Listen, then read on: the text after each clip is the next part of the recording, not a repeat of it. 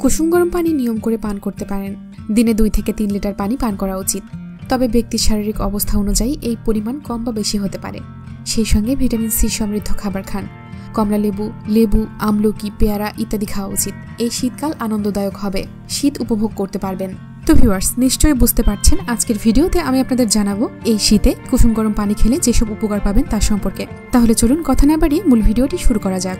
দেহের তাপমাত্রা নিয়ন্ত্রণ করে। শীতকালে শরীরকে গরম রাখতে এবং গ্রীষ্মকালে শরীরকে ঠান্ডা রাখতে কুসুম গরম পানি সাহায্য করে। এটি দেহের তাপমাত্রা নিয়ন্ত্রণে সহায়তা করে। হজম শক্তি বাড়ায়। শীতে হজম শক্তি কমতে থাকে, পেটের অগ্নি কমে যায়। তাই কুসুম গরম পানি পান করলে হজম প্রক্রিয়া সহজ হয় এবং কোষ্ঠকাঠিন্য সমস্যা দূর হয়। এটি খাবার হজমে সাহায্য করে এবং পেট ফাঁপা, অ্যাসিডিটির মতো সমস্যা কমাতেও সাহায্য করে। বিষাক্ত পদার্থ বের করে। কুসুম গরম পানি পান করলে শরীরে জমে থাকা বিষাক্ত পদার্থ বের হয়ে যায়। কিডনি ও লিভারকে সুস্থ রাখতে সাহায্য করে। কুসুম গরম পানি রক্ত পরিষ্কার করে এবং রক্ত সঞ্চালন বাড়ায়। এটি ত্বকের জন্য উপকারী। ত্বককে মসৃণ ও উজ্জ্বল করে তোলে। ওজন কমাতে সাহায্য করে। কুসুম গরম পানি পান করলে মেটাবলিজম বাড়ে এবং ক্যালোরি বার্ন হয়। এটি ওজন কমাতে সাহায্য করে। শরীরকে হাইড্রেট রাখে। শরীরকে হাইড্রেট রাখতে কুসুম গরম পানি খুবই উপকারী। এটি শরীরে পানির ঘাটতি পূরণ করে।